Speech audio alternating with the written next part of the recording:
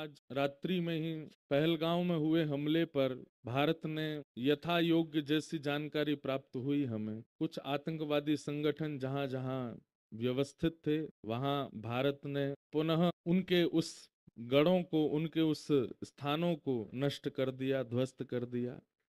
भारत भाग्य विधाता है। कितनों का भाग्य भारत ने बनाया है। आज गूगल का भाग्य भारत निर्माण करता है, सोशल मीडिया का भाग्य भारत निर्माण करता है। अमेरिका, कनाडा जैसे बड़े बड़े देशों के भी कई, अब ये बात वो लोग माने ना, परंतु सबके भाग्य विधाता भारत ही है।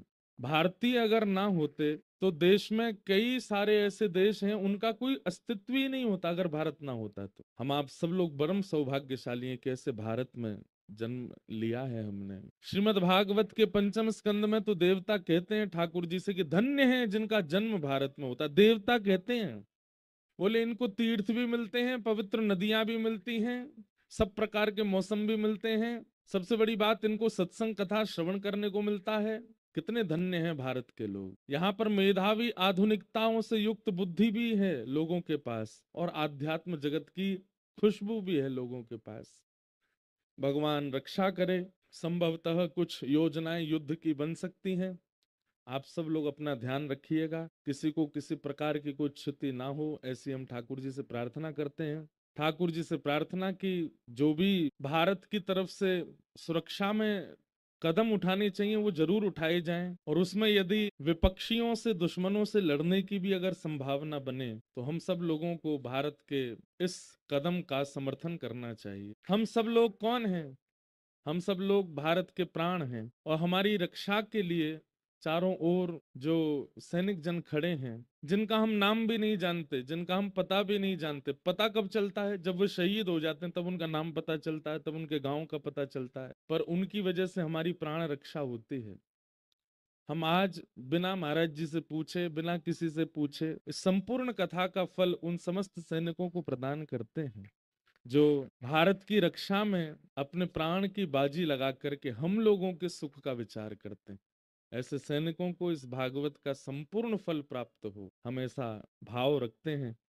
ठाकुर जी किसी माँ को अपने पुत्र को खोने का अवसर ना देवे। ठाकुर जी ऐसी कृपा करें, अगर संभावना कुछ बने तो कोई बहन अपने पति को ना खोवे, कोई बहन अपने भाई को ना खोवे, कोई माँ अपने पुत्र को ना खोवे, कोई गांव अपने लाल को ना खोवे। ऐसे हम पवई धाम हनुमान जी से प्रार्थना करते हैं, त्रिपुर सुंदरी मैया से प्रार्थना करते हैं। इन 7 दिनों में जो भी यहाँ अनुष्ठान हुआ, यज्ञ हुआ, ये कथा हुई, इन सब का फल हम सब भारत की सुरक्षा में खड़े सैनिकों को प्रदान करते हैं। वे सुरक्षित रहें, ठाकुर जी उन पर खूब बल प्रकट कर दें।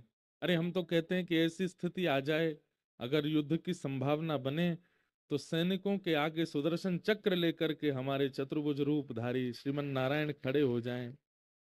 एक पक्ष में श्री हनुमंत लाल जी खड़े हो जाएं, तीसरे पक्ष में त्रिपुर सुंदरी मैया खड़ी हो जाएं, और भारत के सब सैनिकों की भी रक्षा हो।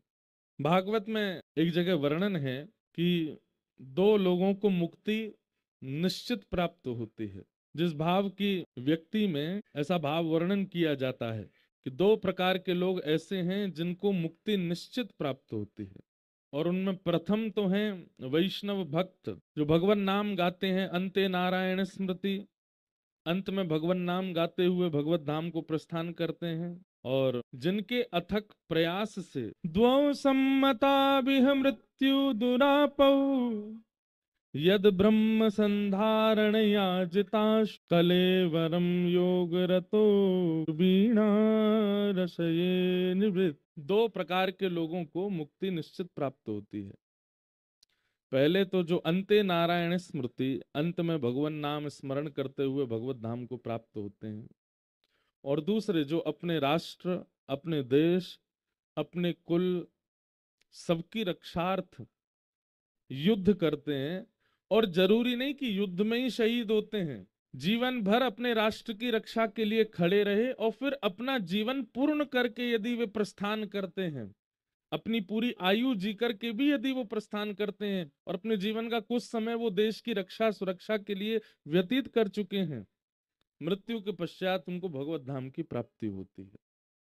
ठाकुर जी अपने निज परिकर में उनको वास प्रदान करते। ऐसे हमारे सैनिकों से हम निवेदन भागवत जी से करते हैं कि उनकी सुरक्षा के लिए हे भागवत जी आप कृपा करें, नर्मदा मैया कृपा करें, पवई धाम हनुमान जी कृपा करें कि सब सुरक्षित रहें, कोई ऐसी क्षति किसी भी सैनिक को ना पहुंचे, ऐसी भावना है।